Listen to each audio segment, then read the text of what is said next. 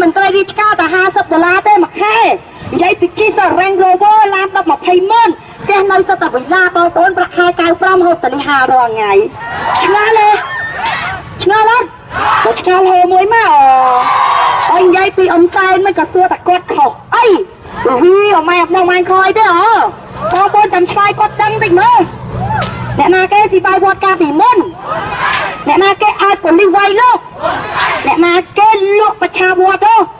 ចាំមើលតែពេលខ្លួនឯងទៅបានកន្លែងណាពោជាមែនទេប្រឆាវត្តក៏លក់ដែរមែនទេនិយាយពីកងត្រា99ឆ្នាំឲ្យចិនឲ្យយន្តដឹងដូរមកវិញអីគេ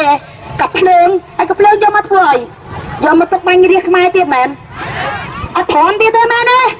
បើមែនហូរឲ្យលឺមួយមើលនិយាយពីបងប្អូនអាជីវករក៏ថាអញ្ចឹងអើយបាតកម្មទៅខំប្រឹងបាតកម្មមកឈ្នះគាត់ឧបត្ថម្ភបន្ថែមព្រោះថាហងៃវាលក់អត់ដាច់ស្រាប់ហើយបាតកោក៏បងប្អូនកម្មការនេះប្រាក់ខែទៀតគេមានលុយណាមកទិញអីណាមែនទេ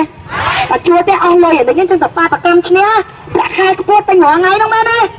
អ្នកណាគេមិនចង់លុយអ្នកណាគេមិនចង់ហឹងហាមែនទេតែចង់លុយដល់ញើសឈាមខ្លួនឯងមិនញើសឈាមក្បាត់ជាតិទេមែនទេតែចង់មែនហូរមួយមើលអញនិយាយពីផ្លូវស្ទះបងប្អូនក៏ថាញ៉ាក់ក្មួយអើយស្ទះមិនអីទេបាតកម្មអត់តែឈ្នះទៅតស៊ូទាំងអស់គ្នា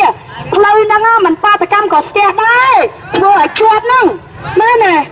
បើមិនហូរមួយមកអញនិយាយពីរឿងបាត់ដៃទី3លោកអើយស្ងាត់ខំតែឆ្ងល់បាត់ដៃទី3ហ្នឹងស្អីគេចេញមកពីណាពិសាមិញឡើងទៅជួនបាត់ហ្នឹងបាត់ដៃទី3គេហ្នឹងមែ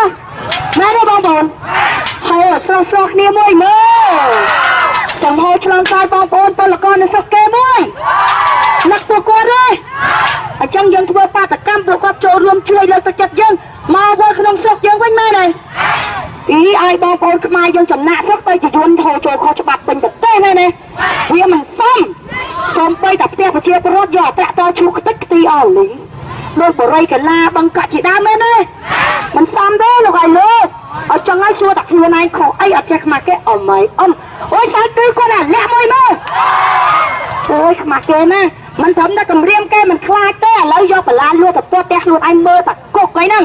វាមិនតែមានតែណាគេយកបលាលួចពត់ផ្ទះខ្លួនឯងទេមែនទេបើចឹងមិនហូមួយមកអញ្ចឹងពីរឿងរដ្ឋធម្មនុញ្ញលោកឲ្យលោកអមឯងអង្គុយលើច្បាប់ជាង30ឆ្នាំនិយាយរឿងរដ្ឋធម្មនុញ្ញមានអ្នកណាគេជឿអត់ជឿទេមែនទេបើមិនហូមួយទៀតមកអូយបើនិយាយរឿងមួយទៀតគាត់ចូលច្រកគាត់ទៅគ្រប់សន្យាបានមួយចាញ់ឆ្នោតឈប់ធ្វើបន់ឥឡូវអត់ឃើញធ្វើបន់មែននោះបើឃើញមែនបើអត់ឃើញមែនហូរមួយមើលឲ្យស្មានតែចេះធ្វើបន់អមឯងតែម្នាក់អីគេរាប់លានអ្នកនឹងធ្វើបន់កើតអីមែនទេអត់អ៊ំសែនទៅពួកខ្ញុំធ្វើបន់បានតើបើធ្វើបន់បានហូរមួយមកអីយូរចង់គម្រាមលោកមិនចង់គម្រាមតែឥឡូវវាយលោកទៀតនោះតាមមិនលឹងផងណាល្បីថាកាលមុននៅវត្តសោះហ្នឹងណាហូរទៅគាត់លេងមួយមើលអត់ខ្លាចទេអ៊ំអើយខ្លាចចាំឯងដែរខ្លាចឡើងចៃមេក្រូណាមែនទេ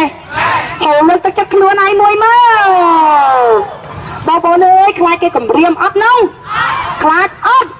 បើអត់ខ្លាចហូរមួយទៀតមកសុំសួរបងប្អូនតាមត្រង់មកហ្នឹងមកស្ម័គ្រចិត្តមែនមានគេបខំឲ្យមកអត់អូយនិយាយពីទូគេផ្សាយវិញ